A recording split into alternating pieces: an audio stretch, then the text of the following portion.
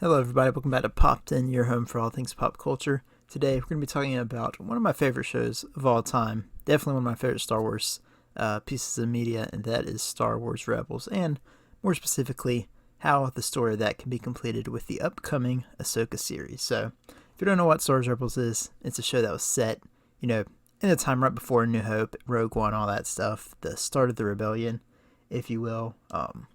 And yeah, it was a show that ran for 4 seasons, and we got to see quite a bit of new characters. And unlike shows like Star Wars: The Clone Wars, which is kind of widespread, and while it did have its focus on like Anakin Skywalker, Obi-Wan Kenobi, and Ahsoka Tano, it was more widespread in its scope. Star Wars Rebels was the complete opposite. It was a more centralized story focusing on the crew of the Ghost, a spaceship that was part of the rebellion, and basically their development from one point to another, and specifically the growth of Ezra Bridger, a young orphan from a street rat to being a Jedi Padawan. So as a whole, it's a lot different from the other Star Wars animated shows we've gotten because of that smaller scope. The Bad Batch is kind of like that in some ways, but yeah, so we're just going to be talking about today how Ahsoka can complete that story and what it needs to do to be able to do that. So before we dive into it,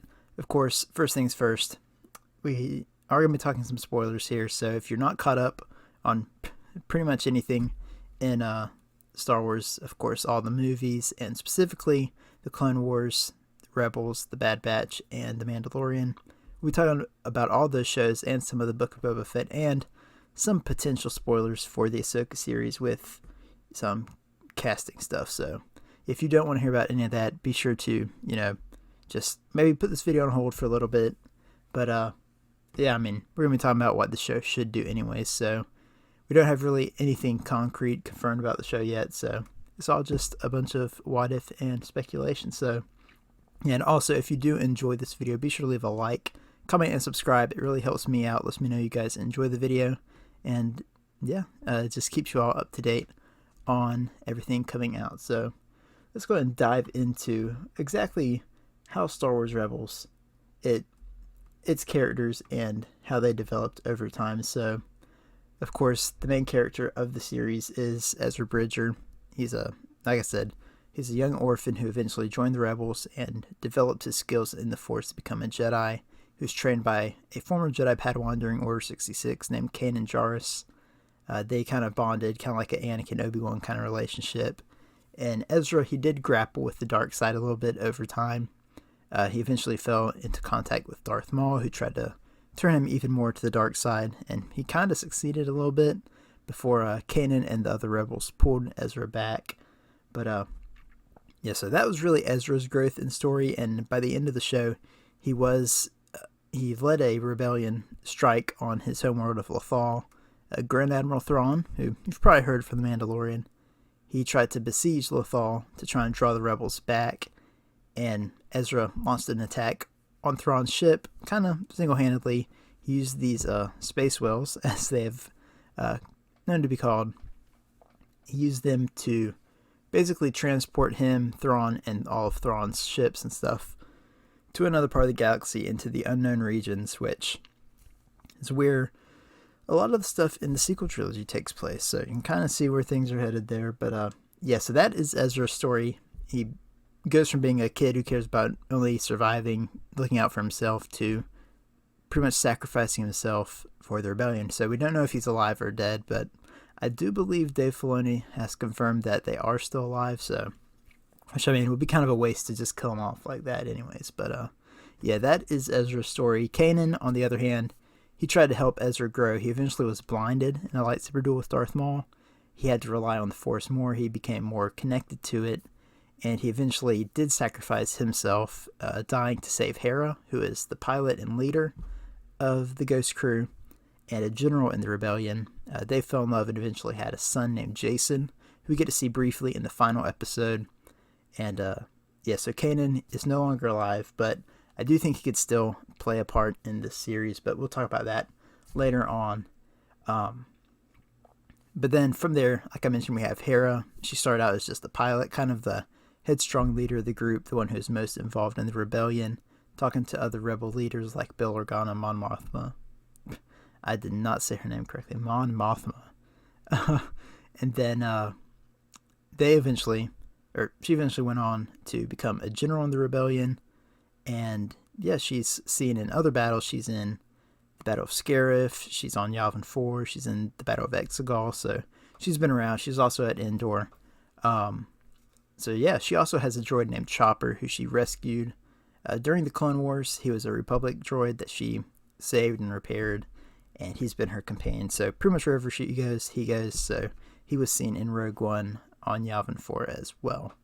But from there, we have potentially the most interesting character, the one who has the most part to play in the Ahsoka series, and that is the Mandalorian Sabine Wren. Now, she grew up on Mandalore and was a loyalist under the Empire's rule. She inadvertently helped create a weapon that pretty much brought down the downfall of the Mandalorian people, and kind of felt guilty about it. She left Mandalore, became a bounty hunter, eventually joined the Ghost Crew. But then once she got involved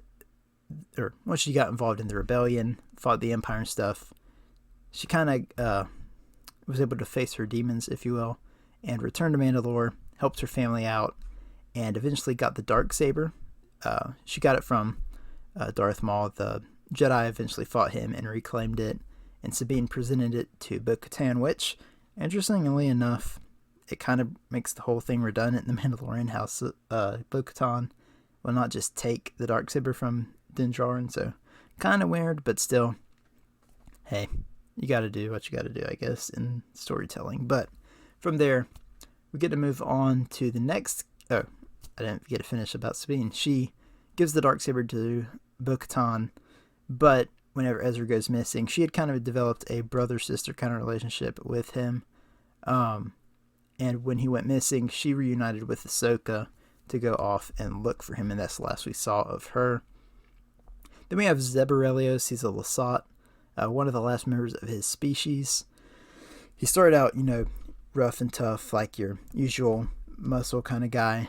He had a very bad relationship with an Imperial officer named Agent Kallus, who he took pride in the fact that he was the one who brought down Zeb's species, but eventually Kallus saw the error in his ways, defected from the Empire, and after a bit of, a rough start, he and Zeb did come around and become friends. So the last we saw of Zeb, he took Kallus to, the last of his species to show that he hadn't killed them all, and I guess patch things up with him. But that is the last we saw of Zeb, and that is the main crew of Star Wars Rebels. But not only do we get to see them, there are also a lot of other characters that appear in the show from other pieces of Star Wars media, and I'm not going to talk about them all here because I don't think they all have a real large role in the Ahsoka series, but there are two in particular that do. Of course, number one is Ahsoka herself. If you don't know who she is, I honestly have no clue why you're watching this video, because she's a pretty big character, probably the biggest character in Star Wars outside of the movie. So yeah, she's basically, make a long story short, the Padawan of Anakin Skywalker, who was kicked out of the Jedi Order. She eventually kind of became a gray Jedi, a bit, kind of walking the line. She was never evil or anything, but she just didn't associate with the Jedi. She joined the Rebellion and in Star Wars Rebels, and eventually fought Darth Vader. And that's where we get into the weird part with the World Between Worlds, where basically the Star Wars what if, Ezra was able to reach in, pull her out, and voila, she's not dead. And last we saw of her was her and Sabine going off to find Ezra, which of course we know from The Mandalorian and the Book of Boba Fett. Ahsoka is hunting Grand Admiral Thrawn, which we don't know if it's to find Ezra or if they found Ezra and they're looking for Thrawn himself, but I'm going to presume Ezra has not been found yet, and that's where we're going to be going with this speculative look into what Ahsoka could be. But the other character is Captain Rex. He's a clone trooper, probably the most popular clone outside of Commander Cody, but even then, Rex is probably more popular at this point. But yeah, he was Anakin and Ahsoka's clone captain during the Clone Wars, and he, like Ahsoka, joined the Rebellion, was a big part of the Ghost Crew from seasons 2 through 4 of the show. And Tamora Morrison, he's back in the role of Boba Fett. There's rumors he could be playing clones in Obi-Wan Kenobi. So I think it makes sense that he would show up and play Rex. He's older to match the physical appearance, and he's wanted to play the character in other content before. So yeah, those are the two characters, the side characters, that I think could have a pretty substantial role in the show. Obviously, I mean, Ahsoka's definitely going to have a substantial role in the Ahsoka series. But yeah, let's go ahead and talk about where the series particularly needs to go in terms of its story. Now, like I said, Ahsoka is hunting for Grand Admiral Thrawn, and I think what it needs to do is just pick up with Ahsoka looking for Ezra. Now, I know it's been a couple years, but it makes sense for them to not just be able to find him in a matter of a year or two. I picture it that she's hunted for Thrawn over and over, and then she's found that Thrawn, maybe amassing an army of sorts. And from the Thrawn novels, if you haven't been keeping up with canon, there are a couple Thrawn books. I've never read them, but I know the basic story. And the Chiss, which is Thrawn's species, are aware of a dark presence in the unknown regions, and they kind of have built up their own defenses to be able to counter that evil if it ever approaches. And I've seen people theorizing that maybe Thrawn lets Ezra in on that, and Thrawn, his number one loyalty is not to the Empire but to his own people. So what I think it is Thrawn's going to convince Ezra to be able to help him and the Chiss out. So Ezra, he's not going to really turn dark, but kind of be a gray Jedi, kind of like Ahsoka was in Rebels and The Mandalorian. So I think Ahsoka, Sabine are going to be looking for him. I do think Sabine is going to be a big part of the show. She's been rumored to have been cast. I cannot remember the actress's name, but you can look it up and find it. It's pretty heavily rumored and suspected that Sabine will be a primary character in the show. So I kind of imagine it being Ahsoka, Sabine, Rex, and maybe the other Rebels characters all hunting for Ezra to try and find him and bring him home. So that is where I think the show will go and how each character is going to be used. Like I said, Ahsoka, Sabine, and Rex are all going to be looking for Ezra, who I don't think we'd probably see until towards the end of the series, unless they just find him early on in the show, which I wouldn't mind. It would allow for a lot more development of the basic story of the show. But I don't really see Zeb having a huge role unless they just kind of get the gang back together to go find Ezra. I could see if they do that, Zeb obviously playing a large role. I kind of feel like it would be similar to Black Chrysanthemum, obviously a bit larger because he's a more, lived in, kind of recognizable character than Black Chrysanthemum, and it's easier to have a Lasat talk than a Wookiee roar and understand what he's saying. So yeah, from there we got Hera and Chopper. I imagine they would both probably be the most likely to show up after Sabine and Rex, so I do think they probably will have a role in the series. And of course Thrawn, he's the one that is with Ezra, and Ahsoka is hunting him down, which she doesn't seem too happy considering she had to fight his apprentice or whatever, Morgan Elsbeth in The Mandalorian. So I expect them to not be on too great of terms, but it could be one of those bait and switch kind of things where they think he's evil and he's like, whoa, I'm not with the Empire anymore. I highly doubt it, but you never know. But the biggest thing with Ahsoka, which I think is going to be the driving point of knowing what the series, what it wants to do, what it wants to set out to be, is finding out what it wants to be. Does it want to be a follow-up to Rebels, a sequel and continuation, and really a conclusion to that? Or does it want to be its own story focusing on Ahsoka that maybe ties into some things of Rebels, but it's more of a character study, kind of like what we suspect Obi-Wan Kenobi will be?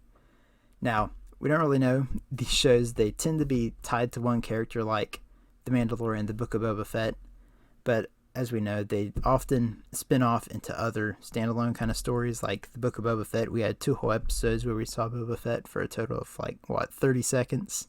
And The Mandalorian, of course, often had its episodes where it focused on Ahsoka, Boba, other characters. So yeah, we don't really know what Ahsoka could be like, and I'm leaning more towards it being a continuation of Rebels because of the direct involvement of Dave Filoni and just the fact where we left off with Ahsoka in Rebels, it seems like it's setting up to be a sequel. And we'd got rumors of there being an animated sequel to continue the show and conclude it, but those rumors have kind of died off, and people suspect that it's because Ahsoka is going to try and be what that animated show should be. So yeah, I think that Ahsoka needs to firmly, within the first couple episodes, decide what it wants to be. Really in the first episode. If it's the first episode and Ahsoka's off doing random adventures and not really looking for Ezra, we probably can get a good idea that's not what the show is primarily about. So it really needs to go and just set its sights on being a really all-encompassing story to conclude